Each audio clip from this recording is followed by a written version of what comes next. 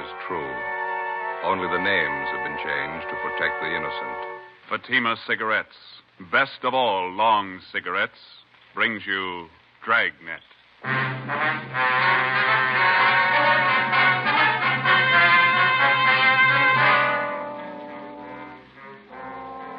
You're a detective sergeant. You're assigned to hit-and-run felony detail. A dead body is found in the streets in the early hours of the morning. There's only one clue, a set of skid marks on the pavement. Your job, find the killer. If you want a long cigarette, smoke the best of all long cigarettes. Smoke extra mild Fatima. Yes, Fatima is the king-size cigarette which contains the finest Turkish and domestic tobaccos superbly blended to make it extra mild, to give Fatima a much different, much better flavor and aroma than any other long cigarette.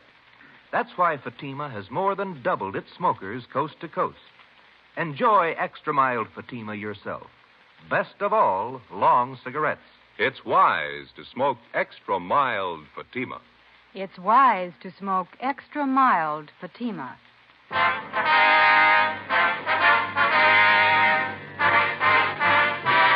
Dragnet, the documented drama of an actual crime.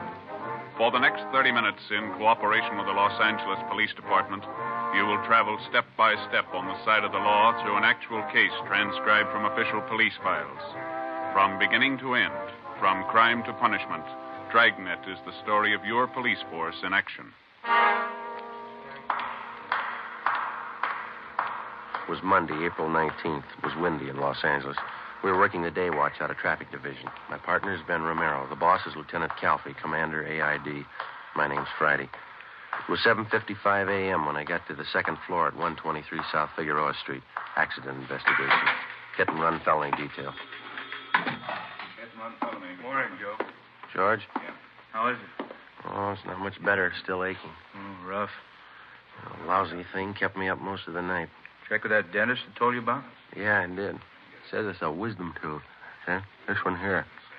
Oh, yeah. Says it's got to come out. I'm supposed to go back and see him today. That's rough. Remember, a friend of mine had his wisdom teeth out. Hurt like the devil. Terrible. Finally pulled him. Ached for 5-6 days after. Roger.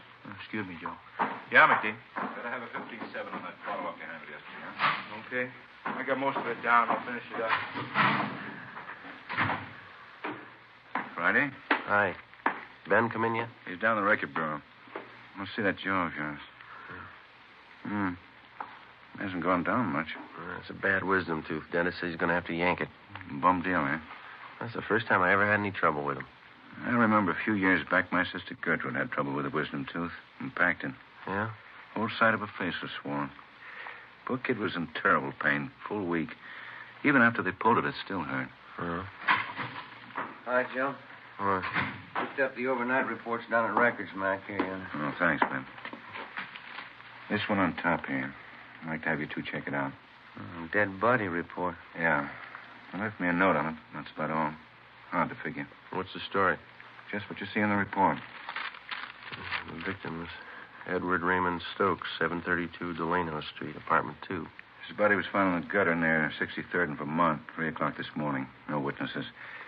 Only one piece of evidence. Yeah, see, they got it listed here. Skid marks near the body. Is that all? That's it. Parent hit and run. Where's the body, Mac? Neighborhood mortuary out there. Emerald Hills Funeral Home. One of the deputy coroners handled the body. A fellow named Joe Larimore. Anybody claim it yet? No. Okay. Ben, you ready? Yeah, let's go. We'll check you later, man. Yeah. If you need any help, I've got McClendon and Rogers on hand. Right. How did we manage to draw all the choice ones? I don't know. Skid marks and a dead body. Yeah. Oh, say, I almost forgot. How's your jaw? Oh, it still hurts. Oh, it's tough. And still swollen. Mm-hmm. What did Dennis say? Wisdom tooth. Oh, it's miserable. Yeah. Wife had the same thing a couple of years back. Dennis tried to yank the tooth, and it broke right in two. Finally got it out. That's good. Funny thing about wisdom teeth. What's that? After they pull them, hurts for 5-6 days.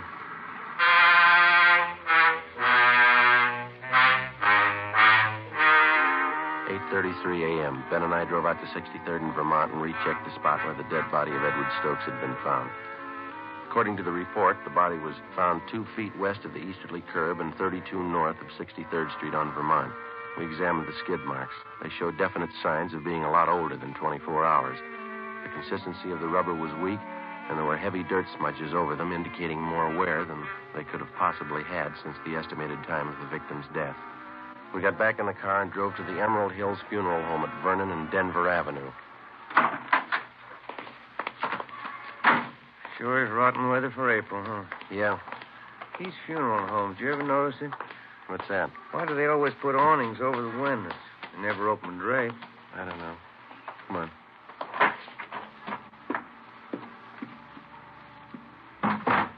Funeral going on. You know where the office is? There's a brass plate on that door over there. Let's have a look. Yes, sir. Here's somebody, Jim. Oh. Gentlemen, may I be of service? Police officers. I'd like to talk to Mr. Larimore. I believe he's a deputy coroner. I'm Mr. Larimore. You came about the hit-and-run victim? Yeah, that's right. This is Sergeant Romero. My name's Friday. We'd like to check the body if we could. Certainly. It's back this way. I understand you moved the body from the scene of the accident here to the mortuary. Yes, that's right. Early this morning. Unusual case. Careful, there's 2 steps down just inside the door. Oh, thank you. Why do you say it's unusual, Mr. Larimore? Well, here, let me show you. There. Now, for one thing, the victim had a basal skull fracture. I don't know about you gentlemen, but in the hit-and-run cases I've handled, a basal fracture is a pretty rare thing. Well, it is possible, isn't it? Yes, it's possible. Anything's possible, as they say. But it's not usual. A few other things here, too. Yeah. Notice the victim's knee here. Single clean cut. Also, these wounds on the head. I've never seen anything like it in hit-and-run cases I've been called on. Yeah, a wound on the knee doesn't jibe, does it? If he was hit by a car, the knee should be skinned up quite a bit. Exactly. Well, you know how it usually is. The automobile hits the victim. There's always signs that the body was either dragged or thrown. Shredding of clothing, skinned knees, legs, elbows. No sign of that here. You don't think the victim could have been killed by hit-and-run cars, eh? No, I don't say that. It's possible that it might have been a car, but, well, let's say it's not very probable. Has anybody at all inquired about the body, Mr. Larimore? No one, no. That's funny. Oh, Mr. Larimore, may I see you a minute, please? All right, Tom. Excuse me a moment. Yeah, sure.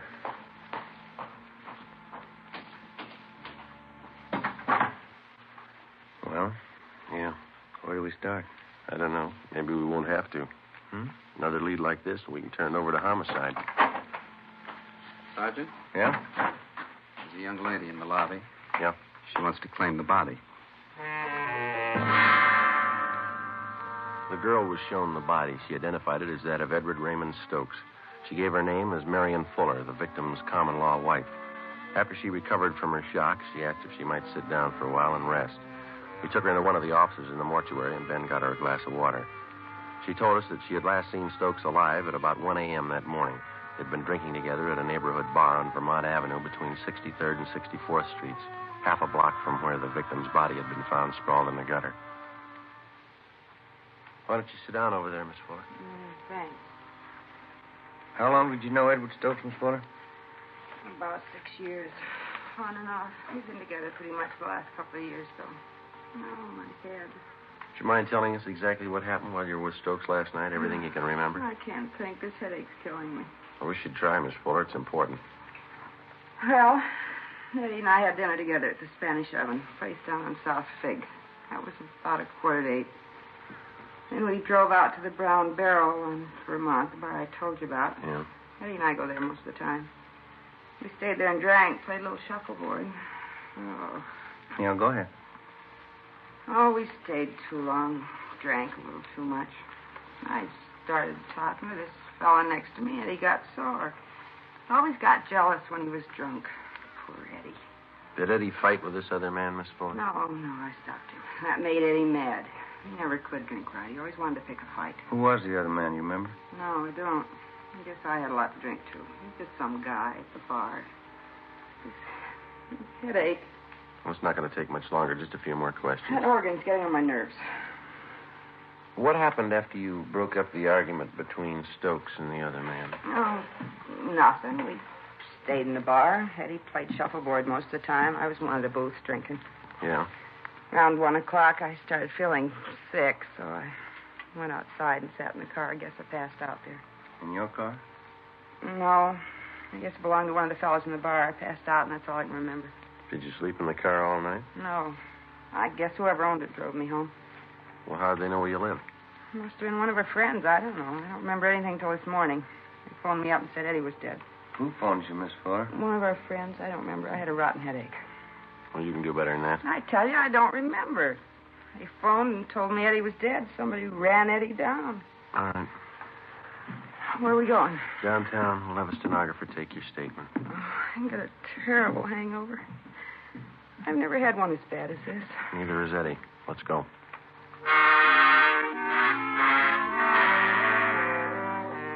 On the way back to the office, Ben stopped at a drugstore, and I picked up a box of aspirin. The wisdom tooth was giving me trouble again. The clerk at the soda fountain fixed something for Marion Fuller's hangover. When we got her back to the office, we questioned her for more than an hour, but she gave us only one additional piece of information. The victim, Eddie Stokes, had been married before and divorced. His ex-wife lived out in the valley with their 2 children, and on several occasions she came to see Stokes at the Vermont Avenue bar when he failed to make the monthly payments for the support of the children. Each time they'd argued bitterly. We had a police stenographer take the forewoman's statement, and then she was released. 10:45 a.m., Sergeants Rogers and McClendon were assigned to check out the Vermont Avenue bar where Stokes had last been seen alive. Ben and I drove out to the valley to the home of Catherine Stokes, the victim's former wife. She met us on the front porch. Inside, it sounded like one of the children was practicing the piano. We told her what had happened. Last week, I think it was. Yes, Thursday last week. Eddie hadn't sent any money for the kids' support for 3 months. I hated to chase after him like that. There wasn't anything else I could do. Where did you meet him, Miss Stokes? That bar he used to hang around. It's over on Vermont, called the Brown Barrel or something. Mm-hmm. Oh, wouldn't you like to come inside? Yes, thank you.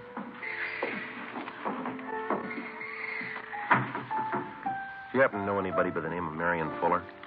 Yes, Eddie mentioned her. It was a man seeing a woman like that. Do you know anything about her at all? No. Whenever I saw Eddie, he'd mention he was running around with her.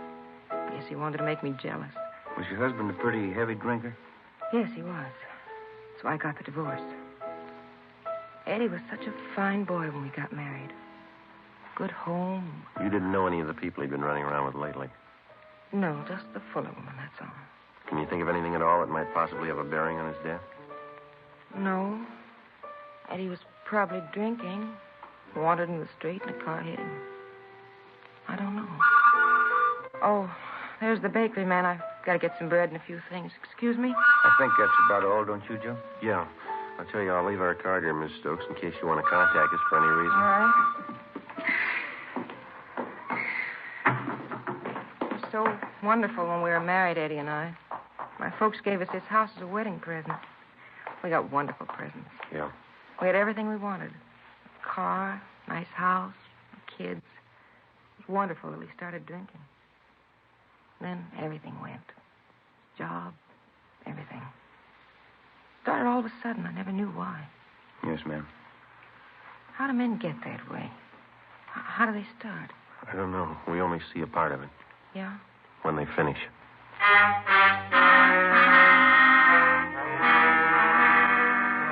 12 noon, Ben and I drove back into town to Vermont and 63rd Street for a meet with Sergeants Rogers and McClendon.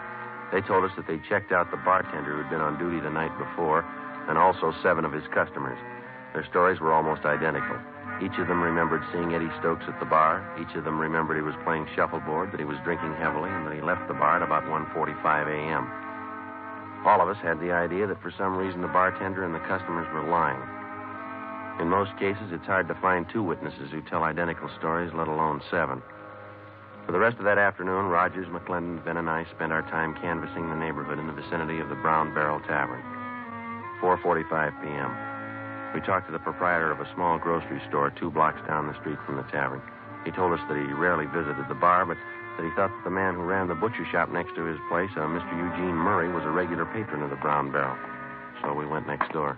Would you make that 2 pounds of ground round, Mr. Murray? We're having company tonight. Yes, ma'am. 2 pounds. Nice-looking meat, huh, Joe? Yeah, those steaks look good, don't they? Mm-hmm. 2 pounds. All right.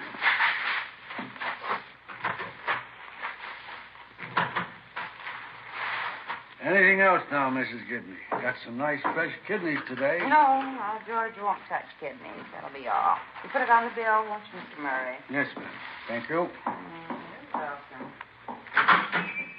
Yes, sir, gentlemen. Can I help you? Police officers, Mr. Murray. I'd like to ask you a few questions. Oh, sure. Glad to help out if I can. Have you ever been in the Brown Barrel Tavern down the next block there? Brown Barrel? I go there all the time. Say, would you mind if I fix up an order while we're talking? The customer's going to pick it up in a couple of minutes. I don't like to keep him waiting. Sure, go ahead. I got to go in the ice box. When's the last time you were in the Brown Barrel, Mr. Murray? Last night, wife and I went to the movies. One of them English pictures. Lousy picture. We dropped in at the barrel on the way home for a beer. About what time was that? Pretty close to 2. What's the matter? Some kind of trouble? Did you notice anything unusual while you were in there? Anybody fighting or arguing? No, we were only in there a couple of minutes, but now that you mention it, there was something funny happen. What was that? Well, the bartender, Carl, and a half dozen of the neighborhood gang were back in one of the booths talking together. They seemed kind of nervous, and none of them seemed to be having a good time. Yeah. The wife and I yelled hello at them, but they kind of gave us a go-by. Then this drunk came up to us. And he, say, officer, would you reach that knife for me? Which one? That one. Oh, yeah, here you are. Yeah, thanks. Go ahead. Yeah, well, this drunk came up to us and whispers to me, say, you better get out of here. There's been a fight. Hey, isn't that a beautiful piece of meat? Well, I didn't pay much attention to him. He was pretty drunk, could hardly understand him. I guess they have a lot of fights in there anyway. Is that all he told you? There'd been a fight? Yeah, that time. But he came back a couple of minutes later and whispered the same thing. You better get out. There's been a fight, he said. The wife and I just laughed at him. Mm-hmm. He said, I know all about it. A guy's been murdered.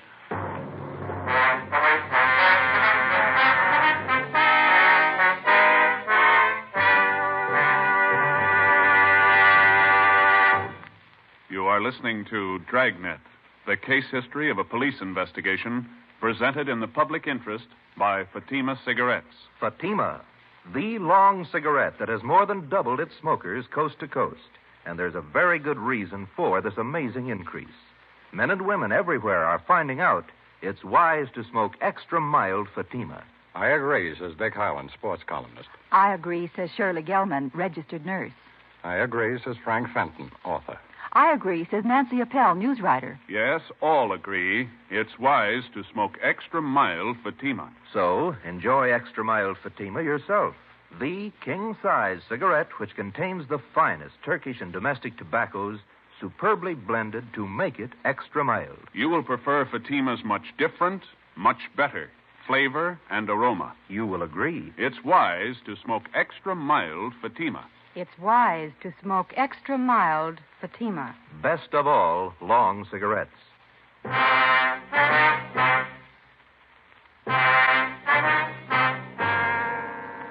6 p.m. Ben and I went back to homicide to turn the case over to them. They asked us to handle the investigation for another day because they were short of men at the moment and because there was still a big doubt as to whether or not Eddie Stokes had really been murdered. Actually, the only solid lead we had was the second-hand testimony of a drunken witness, that and the deputy coroner's doubts that Stokes was actually the victim of a hit and run. Mr. Murray, the butcher, didn't know the name of the man who told him that there'd been a murder, and he could give us only a meager description. We brought Marion Fuller back in and re-questioned her. She stuck to her story. She didn't remember anything. She was released again. It looked like we were in for a long night.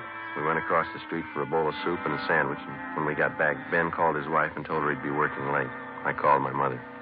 Working late again? Oh, Joseph. How's your tooth feeling? Well, it's a little better, Ma. It's still pretty tender. I'm going to go to the dentist tomorrow. Yes, you've got to have that attended to right away. Bad teeth can poison your whole system. You be sure and see that dentist. Is he a good one? Yeah, he's okay. One of the fellas down here told me about him. I'll see you a little later, huh? Don't wait up. Yes. And you don't work too late, Joseph. You need your rest. Yeah, okay, Ma. Goodbye. All right, Joseph. Goodbye. Joe. Yeah. Just talked to that butcher's wife on the phone, Miss Murray. What'd she have to say? Asked her the same questions we asked Murray. She couldn't add much. Same story. Got something for you? Yeah, Matt? Rogers and McClendon just called in. They're still out at that bar. Yeah? Finally got somebody to talk a little. What'd they get? The bar boy out there. He says there was a fight happened about 1:30. Doesn't remember who was fighting. Not much help. Bar boy's name is Milner. He told Rogers he went outside about 20 minutes to 2 to put the garbage out. He saw the Fuller woman asleep in that car. You get the license number? No. Said there was a ticket on the windshield. Ben and I checked with the sergeant of the watch at 77th Street Division. He told us Unit 111 was assigned to the area where the brown barrel was located. In checking their worksheet, we found that Unit 111 had issued a hang-on citation the night before to a car parked near 6330 and 1/2 Vermont Avenue, the address of the Brown Barrel Tavern. We checked the license number through DMV and found that the car was registered to a William R. Huddy, 14 Naylor Street. We drove out to the Naylor Street address and talked to Huddy's wife. She told us he was playing in a shuffleboard tournament that night at a bar down on South Olive Street. 8:55 p.m. We checked in at the bar. Bartender. Oh, yes, sir. What'll it be? Do you know if there's a William Huddy in here? He's supposed to be playing a shuffleboard game here tonight. Oh, yeah, I know. He's with the Highland Park team. Yeah, let me see. Yeah, that's him up now. Fella in the blue shirt. Thank you. Come on, Ben. That's it, Bill. Good weight. Make it another 3. That cleans him. Good one, Bill. Yeah, that's pretty close. Beat that one, Max. Excuse me? Yeah? Are you William Huddy? Yeah, that's right. Police officers. We'd like to talk to you a minute. Oh? What about? I'd like to ask you a few questions. You step over here a minute. Yeah, all right. Were you at the Brown Barrel Tavern out on Vermont last night? Yeah, I was. Why, what's the matter? You know Marion Fuller? Yeah, she hangs around the place. She goes with a guy named Eddie. Did you drive her home last night? Yeah, as a matter of fact, I did. She passed out in my car.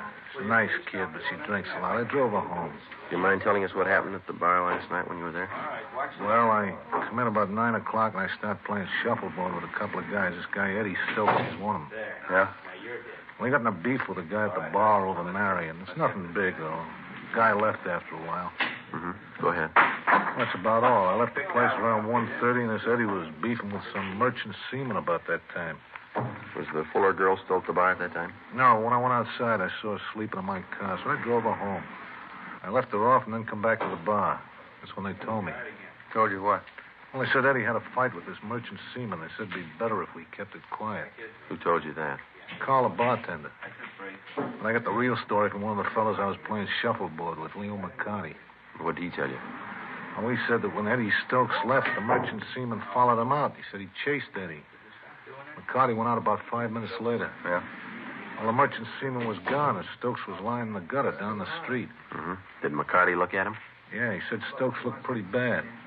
So he looked like he was dead, but I wouldn't believe that. Why not? This McCarty always exaggerates. 10:15 p.m. We had William Huddy come back to the office with us, where we questioned him further and took his statement. Then we had his friend Leo McCarty brought in, along with the bartender at the Brown Barrel Tavern and the customers that he'd framed his story with. McCarty was the first to give us the straight story, and then the others followed. The bartender, Carl Jansen, who also owned the bar, was the last to break. How about it, Jansen? Why didn't we get a straight story to begin with? What about the publicity? How would that look? A murder around my place. Could work out worse than that, Mr. Jansen. You've been withholding evidence. You talked these people into the same deal. I'd protect myself. The newspapers, all the scandal, wreck a man's business. I had to keep it quiet. It's not my fault that Stokes is killed. I didn't do it. I'm not to blame. No, but you know who is to blame. Now, how about it? Who is he? Well, he works on the ships. Comes in here most of the time when he's in port. What's his name? Henry Baxter. I've cashed some of his paychecks. Ben, you better get the captain now. Yeah, okay. Hit and run felony Friday. Oh, yeah. No, just a minute. For you, Jansen. Oh, yeah. Thank you. Yes. Oh. Yes, Frida. Just a minute. Sergeant. Yeah. It's my wife. She's at the bar now. She thought you ought to know. Yeah? Henry Baxter. Frida says he just came in.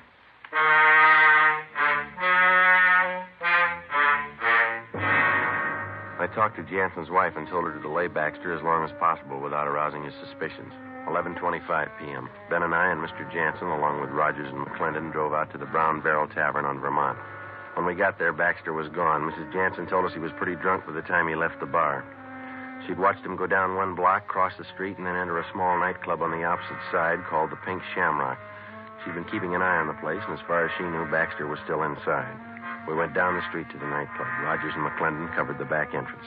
We got inside in the middle of a floor show. A blonde was doing some kind of a dance. Can you spot him, Mr. Jansen? I don't see him yet.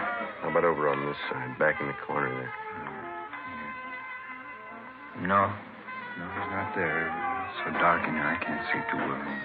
There's the rear exit to the place. He could have slipped out that way. Gentlemen, like to have your picture taken? Souvenir photograph? No, thanks. Maybe we better check with the waiter, Ben. Sergeant, just a minute. That man over there at that table. Where? Yeah, I'm almost positive. Where? Right there next to that pillar. He's just behind it, you see. Yeah, that's him. All right. Come on, Ben. You stay right here, Mr. Jansen. You bet. Waiter. Hey, waiter. Another Coke high. You waiter. Another Coke high. Your name Henry Baxter? Yeah, that's right. What? Police officers like to talk to you. Yeah. Well, down. Outside. Outside nothing. Can't see a show. Let's go outside. Come on, Baxter. Hey, wait a minute. What's the beef anyway? You know what the beef is. Sure, I know what the beef is. Come on, The lousy punk Eddie Stokes trying to give me a bad time. Now he knows what a bad time is. Come on. Lousy punk Stokes. I showed him how it's done. Keep your voice down. I slugged him. Pounded his head on the curb. He was drunk. He never knew what happened. Come on, outside. Hey, everybody, I killed Eddie Stokes. I killed him.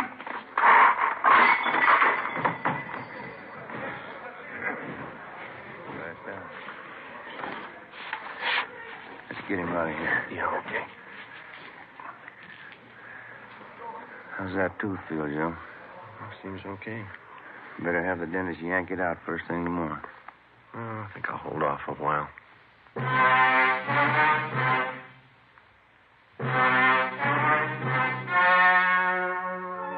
The story you have just heard was true. Only the names have been changed to protect the innocent. On July 30th, trial was held in Superior Court, Department 87, City and County of Los Angeles, State of California. In a moment, the results of that trial. It's amazing how many long cigarette smokers are changing to extra mild Fatima. Here is the actual report. From coast to coast, extra mild Fatima has more than doubled its smokers. Yes, more and more smokers every day are discovering that Fatima is the king-size cigarette that is extra mild. Extra mild because it contains the finest Turkish and domestic tobaccos superbly blended to make it extra mild, to give it a much different, much better flavor and aroma. Enjoy extra mild Fatima yourself. Best of all, long cigarettes. It's wise to smoke extra mild Fatima. It's wise to smoke extra mild Fatima.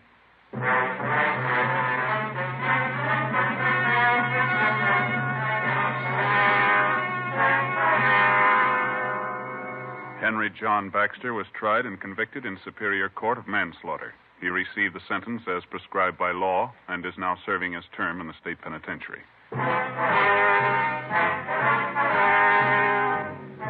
You have just heard Dragnet, a series of authentic cases from official files. Technical advice for Dragnet comes from the Office of Chief of Police W.A. Wharton, Los Angeles Police Department.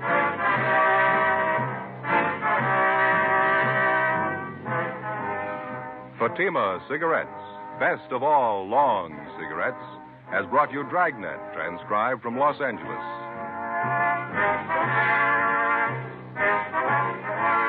Sarah Berner stars in Sarah's Private Caper next on NBC.